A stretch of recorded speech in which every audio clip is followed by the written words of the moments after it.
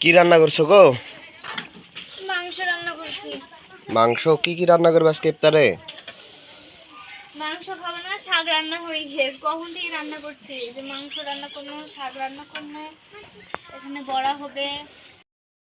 কি করবা? বেগনি করবো, বেসন লেসন করবো, আটা দিয়ে, চালের আটা দিয়ে বেগনি করবো। মচমচে হবে না।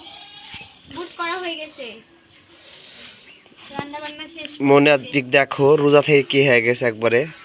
দেখি তাকাও মনে।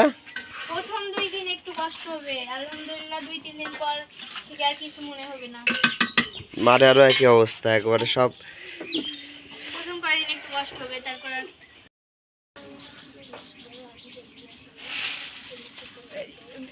আসর নামাজ পড়া দেবে না। কি হবে গো? পেঁয়াজু হবে, পেঁয়াজু। দেখছেন গাইজ, সন্ধ্যা বাড়িতে পেঁয়াজি বানাচ্ছে।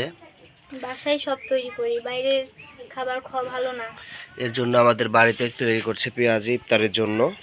ইফতারে সব কিছু আমরা বাসায় তৈরি করি। দোকানের মতো না। কি হলো? দোকানের মতন হয়েছে একদম। দেখতে পাচ্ছেন।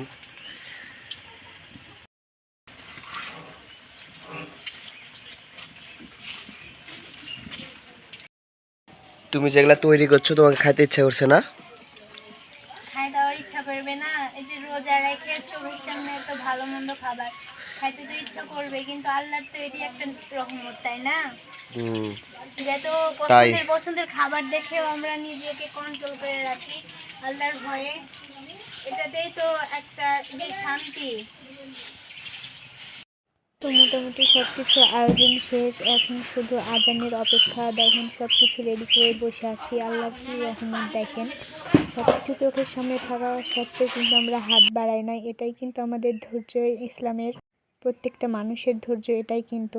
তো মুড়ি মাখানোর জন্য প্রস্তুতি তৈরি করছি, প্রথম রমজান আজকে। তো আমাদের বাসায় সব কিছু এই রোজার টাইমে মুড়ি মাখানোর কাজটা আমি করি। সব কিছু রেডি করে ইফতার করার আয়োজন করে ফেললাম। সবাইকে রমজান মোবারক, অনেক অনেক শুভেচ্ছা। সকলে যেন সুস্থ থাকেন, 30টা রোজা করতে পারেন। আজান দিয়ে দিয়েছে, এদিকে আমরা রোজা খোলা শুরু করলাম। আমি আর আমার ছোট্ট ননদিনও রোজা আছে। আল্লাহ হাফেজ সবাইকে।